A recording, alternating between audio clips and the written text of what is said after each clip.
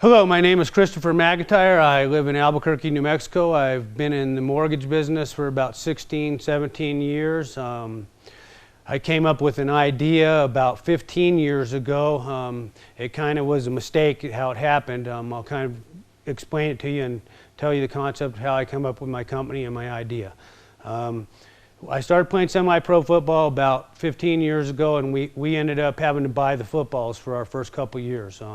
And the balls we were buying were the college balls, the P1001s, and they're an $80 football. And what happened is the football started coming back flat to us after like a year or so. So I got a little upset, and I was going to cut a football in half and pull the middle out and see why they kept getting flat, because we didn't seem to see any holes or nothing. So I cut the first football in half, and I pulled out the membrane. We really didn't find nothing wrong. And we were just kind of sitting there, and I grabbed the half of the football and I put it on top of my head. And I put it something like that. And when I put it on my head, the teammate that was with me said, "Wow, let me see that thing." So I took it off and I gave it to him. And then when he put it on his head, right then I knew I had something pretty wild that we could maybe would work in something. So I didn't really think too much about it. I put it away. And then when I went to my next football game about a week later, and after the game we had a party at the park. We all got to the park, and somehow the hat got out. And when the hat got out, I had 175-pound receivers fighting with 285-pound linemen just to wear the hat for 5 minutes.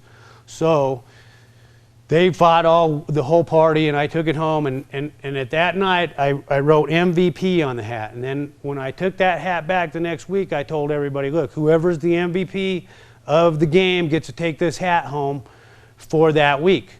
Well, it got to the point where nobody started caring if we even won football games anymore. They were just saying, well, if I get one more touchdown, I get the hat for the week.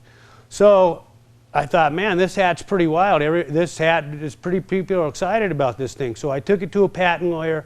I got it patented, and then it sat around for a little while. And then a couple years ago, I decided to pursue this and make this my point to make this a big business. So I got it licensed in the colleges. It's NCAA licensed, and it's patented. At that point, I got the idea that I'm going to go ahead and patent another couple hats. So we have the patent on the football hat, in which we plan on putting in every college, every stadium there is across the nation, in every football stadium, NFL and the collegiate level, and all of Canada. So we know the football hat's going to be big, but we are also right in the middle of patenting the soccer ball hat, which we'll get an international patent on and take it worldwide. The name of my company, derived, we were in the midst of naming it. We thought, well, what can we name this place? So we came up with the name It Takes Balls. And we didn't think too much of that name. We just thought it takes balls to make a football hat. Well, what happened is the name started catching on. Everybody started saying, wow, that name's pretty catchy. So we came up with a couple t-shirts just to promote us at the football games and stuff. Well, I had my banker, she looked at one of the shirts and she said, well, can you make me a couple of those shirts? I'm going to Sturgis. And at that point, a light bulb went off. And I thought, what I need to do is we can probably make this name into a brand name and go sports apparel. We know the football hats are going to sell everything. We got them patented with laces on top and without laces. But we then got the concept that we can make these shirts and make them into sports apparel.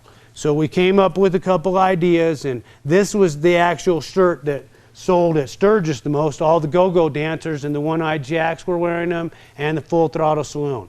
They were all wearing them. We sold out at Sturgis. So I knew if I crossed venues and flirted with the public and other than sports, that we have something here. Now, I now have a trade name, and we can take this to every sporting venue. We can take it to ping pong, golf, football, basketball, but now we can take it out of the sporting industry, and It Takes Balls can be a household name in something other than sports, in MMA fighting, in motorcycles, in whatever. So we got something we think it will be real big for everybody.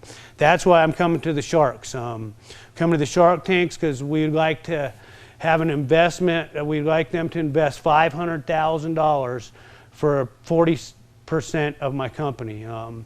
We know it's going to be a $100 million company. It's just if the Sharks get involved, then we can make this happen in the next couple months instead of me making it happen in 8 to 10 years. If I don't have to crawl, this stuff can happen overnight. So I look forward to swimming with you guys in the tank, and thank you for your time.